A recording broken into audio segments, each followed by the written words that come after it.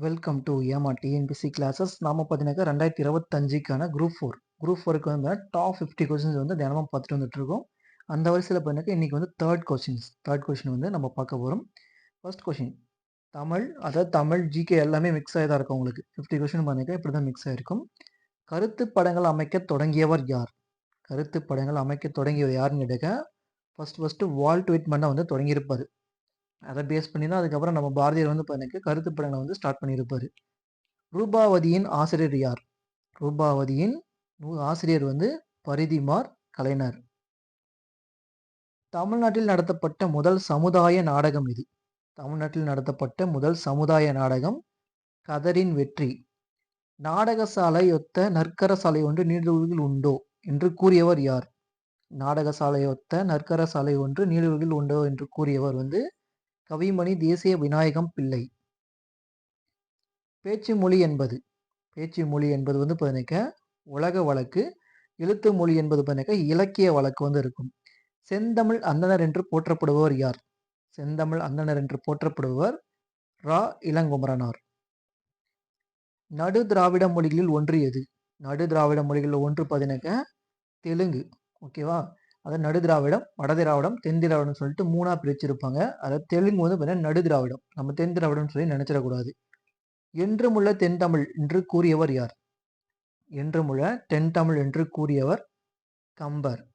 திராவிட மொழிகளின் ஒப்பீட்டு இலக்கணம் என்ற நூலை எழுதியவர் யார்? திராவிட மொழிகளின் ஒப்பீட்டு இலக்கணம் என்ற நூலை எழுதியவர் கால்டுவெல். மொழி ஞாயிறு என்று அழைக்கப்படுபவர் யார்? மொழி ஞாயிறு என்று அழைக்கப்படுபவர் தேவநேய பாவனார். முதுமொழி காஞ்சியை இயற்றியவர் யார்? முதுமொழி காஞ்சியை இயற்றியவர் மதுரை கூடலூர் கிழார். சந்தநயம் மிக்க பாடல் எது? கம்ப ராமாயணம் எந்த நயம் மிக்கது அப்படின்னு கூட கொஸ்டின் வந்து ஆப்போசிட்டாக கேட்கலாம். அது வந்து சந்தநயம்.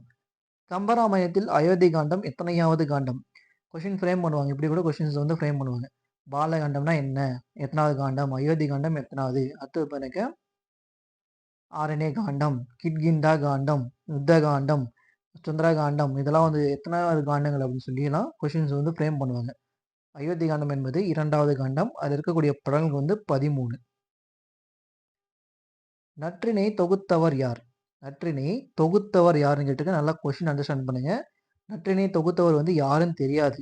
தொகுப்பித்தவன் தான் வந்து பண்ணிக்க பன்னாடு தந்த மாறன் வழுதி. நற்றினை தொகுப்பித்தவன் வந்து பன்னாடு தந்த மாறன் வழுதி. தொகுத்தவர் யார் என்று தெரியாது. 3 முதல் 6 அடி வரை கொண்ட நூல் எது? 3 முதல் 6 அடி வரை கொண்ட நூல் எது அப்படின்னு கேட்குறாங்க. 3 முதல் 6 இருக்கிறது வந்து பண்ணிக்க ஐங்குறு 100. 4 to 8 இருக்கிறது பண்ணிக்க குறுந்தொகை. ஆற்றுதல் என்பது ஒன்று அளந்தவருக்கு உதவுதல் என்று கூறும் நூல் எது? ஆற்றுதல் என்று ஒன்று அளந்தவருக்கு உதவுதல் என்று கூறும் நூல் கலித்தொகை. புறநானூற்றை உவே சாமிநாத ஐயர் பதிப்பித்த ஆண்டு?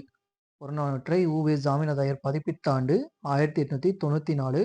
1999 வந்து பார்த்தீங்கன்னா கலிபோர்னியா பேராசிரியர் இருக்கார் இல்லையா, ஜார்ஜ் எல்லாட் அவர்கள். அவர் வந்து பார்த்தீங்கன்னா த 400 விஸ்டம் ஆஃப் சாங் அப்படின்னு சொல்லிட்டு பார்த்தீங்கன்னா புறநானூற்று ஆங்கிலத்தில் வந்து மொழிபெயர்த்திருப்பாரு. அந்த வருஷம் தான் 1999. இலக்கண குறிப்பு தருக. குழா அத்து. குழா அதாவது குறில் எழுத்தை அதுக்கு முன்னாடி நெடில் எழுத்து வந்து வரும். அது வந்து பார்த்தீங்கன்னா செய்யுளிசை அளபடை. செய்யுளிசை அளபடை. அணங்கு என்பதன் பொருள் என்ன? அணங்கு என்பது பார்த்தீங்கன்னா தெய்வம். மாக்கால் என்பதன் பொருள். மாக்கால் அப்படின்னு கேட்டாக்க பெருங்காற்று. மா அப்படின்னாக்க பெரிய, கால் அப்படின்னாக்க காற்று, பெருங்காற்று. மாநில மனித உரிமைகள் ஆணையம், அதாவது தேசிய மனித உரிமைகள் ஆணையம் கூட சொல்லலாம். தேசியம் ரெண்டுமே ஒன்று தான். மாநில மனித உரிமைகள் ஆணைய நாள் பார்த்தீங்கன்னாக்க 1993 அக்டோபர் 12. ஆரோக்கியமான குழந்தை வளர வழிவகை செய்யும் சட்டப்பிரிவு எது? ஆரோக்கியமான குழந்தை வளர வழிவகை செய்யும் சட்டப்பிரிவு 39F. சிட்டிசன் என்ற சொல் சிவிஸ் என்ற எந்த மொழியிலிருந்து பெறப்பட்டது?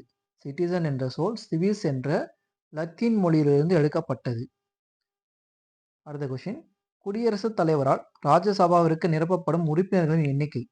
குடியரசுத் தலைவரால் ராஜ்யசபாவிற்கு வந்து பார்த்தீங்கன்னா 12 பேரும், லோக்சபாவுக்கு 2 பேரும். ஆனால் இந்த சட்டம் வந்து பார்த்தீங்கன்னா 103வது திருத்த சட்டம் மூலியமா வந்து இந்த 2 பேரை நியமிக்கிறது வந்து நீக்கிட்டாங்க. அடுத்தது தமிழ்நாட்டில் மேலவை நீக்கப்பட்ட ஆண்டு. தமிழ்நாட்டில் பார்த்தீங்கன்னா நம்ம இதுலேயும் பார்த்தீங்கன்னா ஒரு 6 ஸ்டேட்ல வந்து லோக்சபா, ராஜ்யசபா அப்படின்னு சொல்லி இருக்கு இல்லையா? அந்த மாதிரி நம்ம தமிழ்நாட்டிலே வந்து ராஜ்யசபா, லோக்சபான்னு இருந்துச்சு தான்.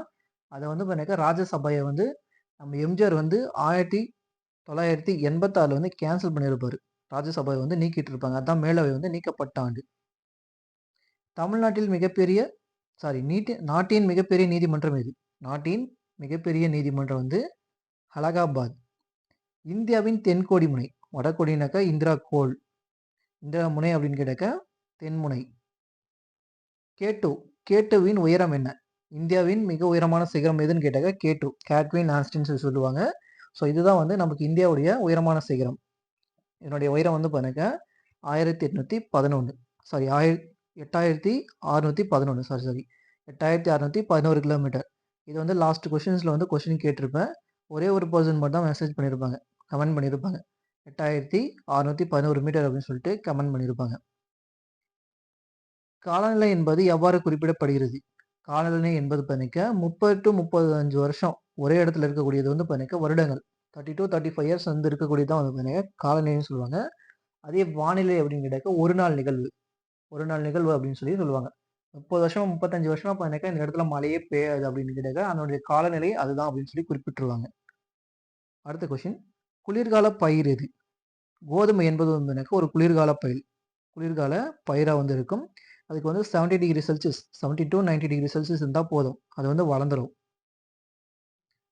பிரம்ம சமாஜம் 2ஆக பிளவுற்றது எப்பொழுது? பிரம்ம சமாஜம் வந்து பார்த்தீங்கன்னா நம்ம ராஜா ராம்மோகன் ராய்ல உருவாக்கி இருப்பாரு. ஸோ அவர் இறந்ததுக்கு அப்புறம் பார்த்தீங்கன்னா ரவீந்திரநாத் தாகூர் வந்து டேக் ஓவர் பண்ணியிருப்பாரு. சாரி ரவீந்திரநாத் தாகூருடைய அப்பா தேவேந்திரநாத் தாகூர். ரவீந்திரநாத் தாகூருடைய அப்பா தேவேந்திரநாத் தாகூர் வந்து டேக் ஓவர் பண்ணியிருப்பாரு.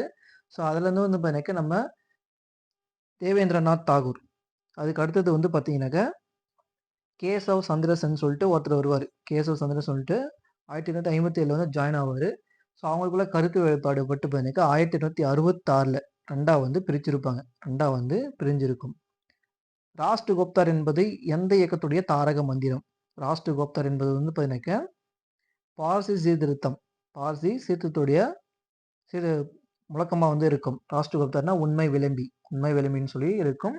யார் அப்படின்னாக்க ஃபர்துன்ஜி நவராஜி, தாதாபாய் நவராஜி இருக்காங்க இல்லையா? அவங்கலாம் வந்து இருப்பாங்க. பராசேகம் என்பது வந்து பார்த்தீங்கன்னாக்க நம்ம ஷாஜி ஹரியதுல்லா வந்து 1818ல வந்து ஸ்டார்ட் பண்ணியிருப்பாரு. கர்னல் ஹெரானை தோற்கடித்தவர் யார்? கர்னல் ஹெரான் பார்த்தீங்கன்னாக்க ஆங்கில தளபதி. அவரை தோற்கடித்த முதல் பாளையக்காரர்கள், இந்திய பாளையக்காரர்கள் ஃபர்ஸ்ட் யாருன்னு கேட்டாக்க புலித்தேவர் வந்து தோற்கடிச்சிருப்பாரு. 1857 சிப்பாய் கழகம் தோன்றிய இடம். ஃபர்ஸ்ட் வந்து பார்த்தீங்கன்னாக்க ஃபராக்பூர். ஃபராக்பூர் தான் வந்து தோன்றியிருக்கும். நிலம் கடவுளுக்கு சொந்தமானது என்று கூறியவர் யார்? நிலம் கடவுளுக்கு சொந்தமானது என்று கூறியவர் யாருன்னு கேட்டாக்க டுடுமியான். டுடுமியான் தான் வந்து சொல்லியிருப்பாரு. வாடகை வசூலிப்பது வந்து இறைச்சட்டத்திற்கு எதிரானன்னு சொன்னவரும் யாருன்னு கேட்டா டுடுமியான். இவரும் வந்து பார்த்தீங்கன்னாக்க நம்ம ஷாஜி அரியத்தோர் இருக்கார் இல்லையா? நான் பராசி இயக்கம். பராசி இயக்கத்துடைய ஷாஜி அரியத்தோருடைய மகன் தான் இவர் டுடுமியான். காந்தியடிகள் இந்தியா திரும்பிய ஆண்டு.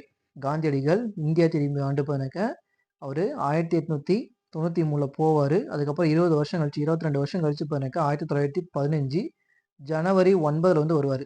அதுதான் வந்து பார்த்தீங்கன்னா குடுத்திருப்பாங்க. அந்த ஜனவரி 9 தான் 2024 குரூப் 4ல உங்களுக்கு கொஸ்டினா கேட்டிருப்பாங்க. என்னன்னு கேட்டிருப்பாங்கன்னாக்க, வெளிநாட்டு வாழ் இந்தியர்கள் தினம் எப்பொழுது அப்படின்னு கேட்டாக்க இதுதான். ஜனவரி 9ல வந்து வந்திருப்பாரு. அந்த டேட் தான் குடுத்திருப்பாங்க. சௌரி சௌரா என்ற இடம் எங்கு உள்ளது? சௌரி சௌரான்ற இடம் பார்த்தீங்கன்னாக்கா, கோரக்பூர்ல உத்தரப்பிரதேஷ்ல வந்து இருக்கு. உத்தரப்பிரதேஷ்ல கோரக்பூர் என்ற இடத்துல சௌரி சௌரா ஒரு கிராமம் வந்து இருக்கும். காகோதரி சதி நடத்தப்பட்ட ஆண்டு. காகோதரி சதி நடத்தப்பட்ட ஆண்டு. அதாவது வழக்கு 1925 பாம் வச்சு எல்லாரையும் கொன்னுருப்பாங்க. அதுதான் வந்து காகோதரி சதி அப்படின்னு சொல்லி சொல்லியிருப்பாங்க. ஆச்சாரிய வினோபாவே சத்தியாகிரகம் நடத்திய ஆண்டு. தனிநபர் சத்தியாகிரகத்தை வந்து இவர் தான் நடத்தியிருப்பாரு. எப்பன்னு கேட்டீங்கன்னாக்க 1940 அக்டோபர் 17ல. மாகாண தன்னாட்சி அறிமுகப்படுத்திய சட்டம் இது.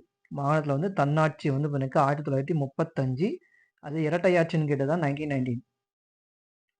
பண்டங்கள் மற்றும் பணிகள் அதாவது ஜிஎஸ்டி ஃபர்ஸ்ட் அறிவித்த நாடு எதுன்னு கேட்டாக்கா பிரான்ஸ். 1954ல வந்து அறிவிச்சிருப்பாங்க. ஃபர்ஸ்ட் ஜிஎஸ்டி அறிமுகப்படுத்தியது இவங்க தான். பிரான்ஸ் நாட்டில் தான் வந்து அறிமுகப்படுத்தியிருப்பாங்க. குறைவான மக்கள் அடர்த்தி கொண்ட மாநிலம் இது. குறைவான மக்கள் அடர்த்தி கொண்ட மாநிலம். நல்லா புரிஞ்சுங்க. மக்கள் தொகைனா தான் சிக்கிம். அடர்த்தி தான் கேட்டிருக்கேன். அருணாச்சல பிரதேஷ் தான் வந்து பாருங்க குறைவான மக்கள் அடர்த்தி கொண்ட மாநிலம். மின்னணு நகரம் என்று அழைக்கப்படுவது. பெங்களூரு. இந்தியாவின் டெட்ராய்டு என்று அழைக்கப்படுவது நகரம் சென்னை தான். ஆசியாவின் டெட்ராய்டுனாலும் சென்னை தான். இந்தியாவின் டெட்ராய்டு என்று அழைக்கப்படுவதும் சென்னை தான்.